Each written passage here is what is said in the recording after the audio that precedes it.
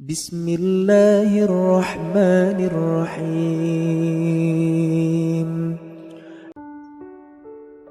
Bismillahirrahmanirrahim. Assalamualaikum warahmatullahi wabarakatuh. Sahabat yang beriman, datangnya Hari Raya Idul Fitri seolah sudah sepaket dengan tradisi mengenakan busana terbaru untuk memberikan penampilan terbaik di hari kemenangan. Hingga kini, tradisi ini masih berlaku terutama bagi anak-anak. Namun, tahukah sahabat yang beriman, bahwasannya dahulu kala putri Nabi Muhammad SAW, yakni Sayyidah Fatimah sempat bersedih karena tidak bisa membelikan busana baru untuk lebaran bagi kedua putra tercintanya, yakni Hasan bin Ali dan Husain bin Ali. Kala itu, wajar rasanya jika Hasan dan Husain yang masih kanak-kanak merasa sedih, karena hanya mereka berdua yang belum memiliki busana terbaru untuk dipakai di hari lebaran yang penuh sukacita. Tambahlah rasa sedih keduanya, karena keduanya melihat anak-anak di seantero Madinah sudah bersiap menyambut Idul Fitri dengan busana terbaru, terbaik mereka masing-masing. Hingga akhirnya keduanya memberanikan diri bertanya kepada sang ibunda, mengapa mereka berdua belum memiliki pakaian lebaran padahal Idul Fitri sudah di depan mata. Mereka bertanya kepada ibunya, "Wahai ibu, anak-anak di Madinah telah dihiasi dengan pakaian lebaran kecuali kami.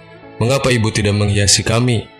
Sayyidah Fatimah menjawab, "Baju kalian masih di tukang jahit." Hari demi hari terus berjalan, hingga malam hari raya telah tiba. Namun, pakaian baru untuk Hasan dan Husain pun belum juga nampak. Mengalami kondisi seperti ini, sontak Fatimah pun hanya bisa menangis karena pada kenyataannya ia sendiri tidak memiliki uang untuk membeli baju lebaran untuk kedua putra tercintanya tersebut. Namun, pertolongan Allah tentu selalu bersama hamba-hambanya yang beriman. Tidak lama kemudian, secara tiba-tiba ada yang mengetuk pintu rumah Fatimah. Kemudian Fatimah pun menghampiri pintu depan seraya bertanya bingung melihat tamu yang datang karena ia merasa tidak kenal dengan tamu yang datang tersebut. "Wahai putri Rasulullah, saya adalah tukang jahit. Saya datang membawa hadiah pakaian untuk kedua putramu," ujar sang tamu misterius tersebut. Pintu dibuka dan tampaklah seorang membawa bingkisan lalu diberikannya kepada Sayyidah Fatimah.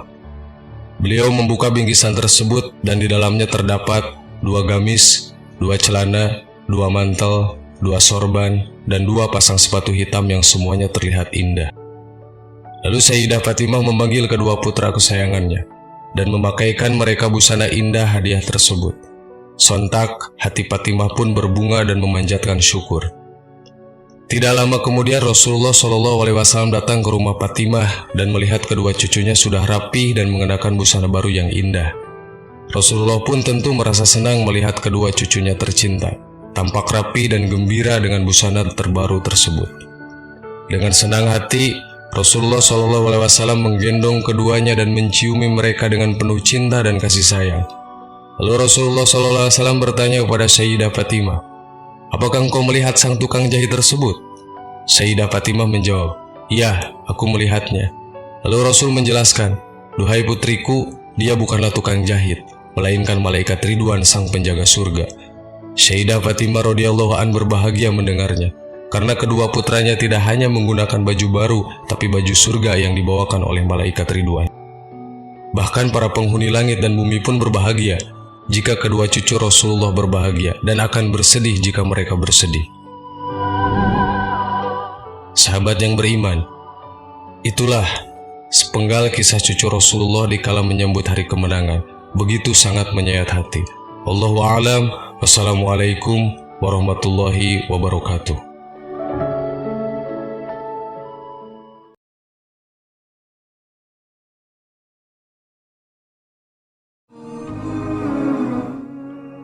Bismillahirrahmanirrahim. Assalamualaikum warahmatullahi wabarakatuh. Sahabat yang beriman, Hari Raya Idul Fitri tinggal menghitung hari lagi. Seluruh umat muslim bergembira menyambut hari kemenangan setelah 1 bulan berpuasa. Di dalam menyambut datangnya Hari Raya Idul Fitri, ternyata ada beberapa hal yang perlu diperhatikan untuk merayakannya. Salah satu perihal itu adalah cara merayakan Idul Fitri. Cara merayakan Idul Fitri ini ternyata juga ada semenjak zaman Rasulullah SAW.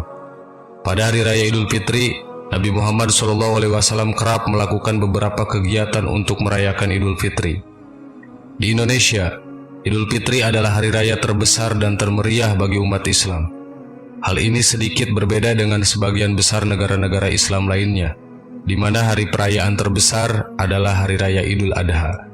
Sebagian hari raya terbesar, umat Islam Indonesia menggelar berbagai macam perayaan, seperti takbir keliling misalnya. Di samping itu, Idul Fitri juga telah membentuk tradisi dan budaya bagi Muslim Indonesia, yaitu mudik atau pulang kampung untuk bersilaturahmi dengan handai taulan. Semua itu merupakan upaya Muslim dalam menyambut dan merayakan Hari Raya Idul Fitri. Lalu, bagaimana Rasulullah SAW merayakan Hari Raya yang jatuh pada 1 Syawal itu? Apa saja yang dilakukan Rasulullah SAW di hari kemenangan umat Islam tersebut?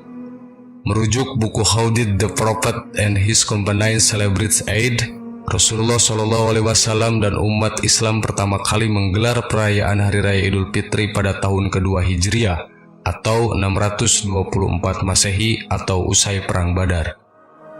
Dari beberapa riwayat disebutkan bahwa ada beberapa hal yang dilakukan Rasulullah SAW untuk menyambut dan merayakan Hari Raya Idul Fitri.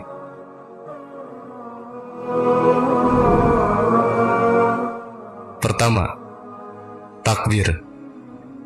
Diriwayatkan bahwa Rasulullah SAW mengumandangkan takbir pada malam terakhir Ramadan hingga pagi hari 1 Syawal. Hal ini sesuai dengan apa yang difirmankan Allah dalam Al-Quran Surat Al-Baqarah ayat 185. Dan hendaklah kamu sempurnakan bilangan puasa serta bertakbir untuk membesarkan nama Allah atas petunjuk yang telah diberikannya kepadamu. Semoga dengan demikian kamu menjadi umat yang bersyukur.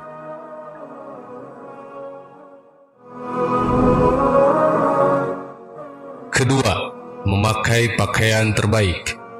Pada hari raya Idul Fitri, Rasulullah mandi, memakai wangi-wangian, dan mengenakan pakaian terbaik yang dimilikinya. Kisah ini terekam dalam hadis yang diriwayatkan Al-Hakim.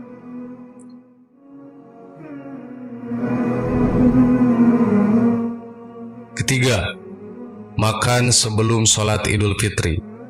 Salah satu hari yang diharamkan berpuasa adalah Hari Raya Idul Fitri.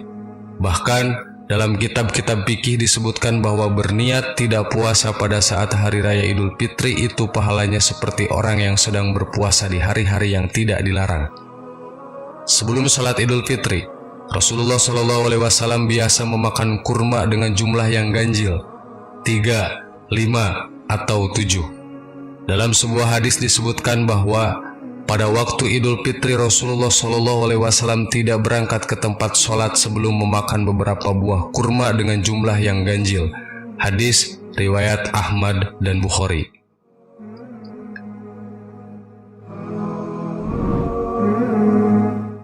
Keempat, sholat Idul Fitri. Rasulullah SAW menunaikan sholat Idul Fitri bersama dengan keluarga dan sahabat-sahabatnya, baik laki-laki, perempuan, ataupun anak-anak. Rasulullah SAW memilih rute jalan yang berbeda ketika berangkat dan pulang dari tempat dilangsungkannya sholat Idul Fitri. Rasulullah SAW juga mengakhirkan pelaksanaan sholat Idul Fitri, biasanya pada saat matahari sudah setinggi tombak atau sekitar 2 meter. Hal ini dimaksudkan agar umat Islam memiliki waktu yang cukup untuk menunaikan zakat fitrah.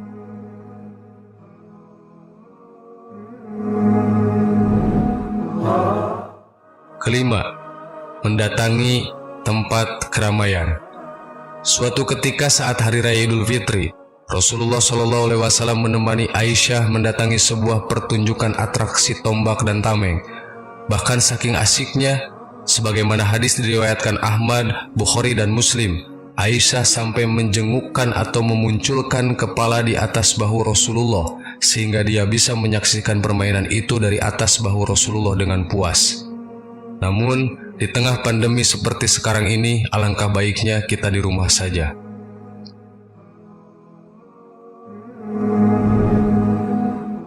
Keenam, mengunjungi rumah sahabat.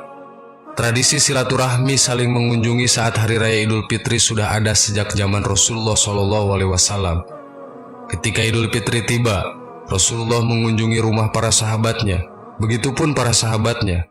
Pada kesempatan ini, Rasulullah dan sahabatnya saling mendoakan kebaikan satu sama lain. Sama seperti yang dilakukan umat Islam saat ini. Datang ke tempat sanak famili dengan saling mendoakan, namun tetap di tengah kondisi pandemi untuk saat ini, alangkah baiknya kita di rumah saja. Sahabat yang beriman, itulah beberapa hal yang dilakukan Rasulullah SAW dalam menyambut Hari Raya Idul Fitri. Semoga bermanfaat. Wallahu a'lam. Wassalamualaikum warahmatullahi wabarakatuh.